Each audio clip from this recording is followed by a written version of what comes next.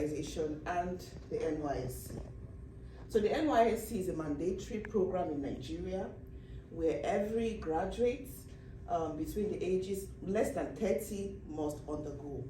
It was founded in 1973 after the Nigerian Civil War. And the reason why the government at that time created this scheme is to help foster unity and cohesion, because Nigeria is very diverse. We have over 700 dialects, and the population of Nigeria, is the most populous black nation. So graduates go far away from home. So in Nigeria, you have 6 geopolitical zones. You have the north, the northeast, the southwest. Basically, what they do is, for someone like me whose parents are from the southeast, I'll be taken to a place other than my zone of origin.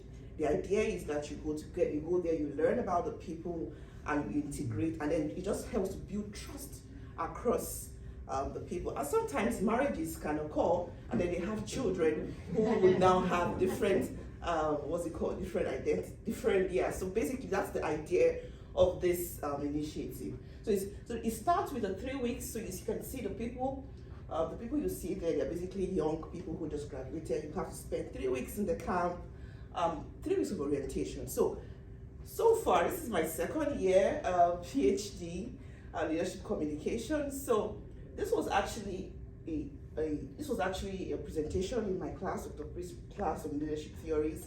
And what I did was to look at this scheme and everything through a leadership lens. And I found out that really everything about this is basically leadership, right? Mm-hmm. Because they spend 3 weeks in the orientation, they are taught different things, the language of the people, food, how to embark on community development projects. They are also taught entrepreneurial skills. Basically, anything you can think about, they are basically taught in that period of 3 weeks. It's sedimentary. You have to wear, it's like paramilitary. You don't carry guns, but it's a very you live a sedimentary lifetime for that 3 weeks in camp with different people. So you just make friends.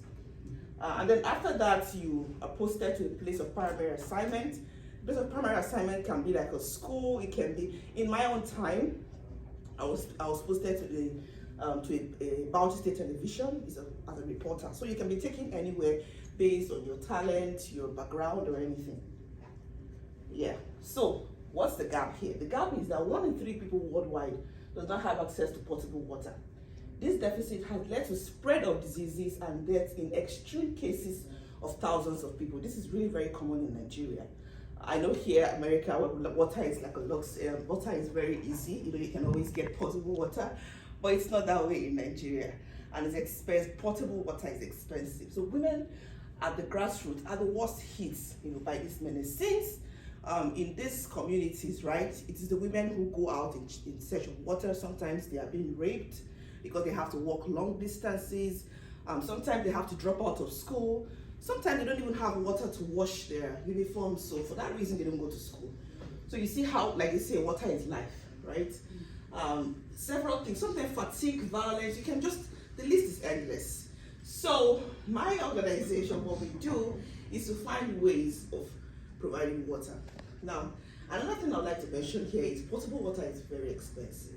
So to drill a borehole, for example, costs between $2,500 to $20,000, depending on the topography of the area. That's like the soil type, the depth, how you can find. So these are all the factors that makes drilling a borehole, very expensive. So yeah. So the purpose of this presentation will be basically the leadership analysis of the collaboration between my organization, HASK, Water Aid and Empowerment Foundation, and the Nigerian Youth Corps.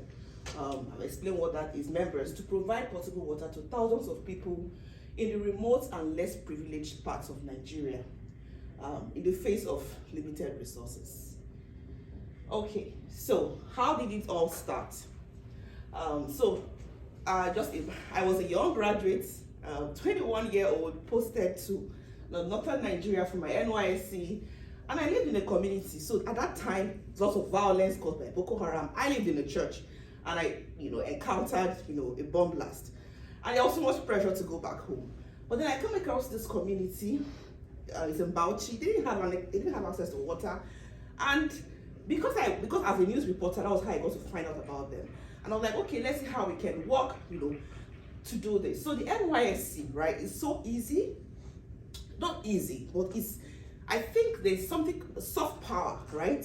NYSC members are able to perform soft power because of the outfits, because they have that 1 year. So it's easy for them to penetrate government ministries. In Nigeria, it's very difficult. You want to see a commissioner or one be so difficult. But for these people, because they are serving the country for 1 year, it's easier for them to penetrate these places, right?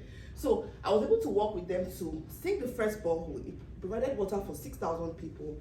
And the news went viral. So that's like a news clip of it. So don't even think that I am very courageous or something like that. Because people were like, oh, see, we know how you cried.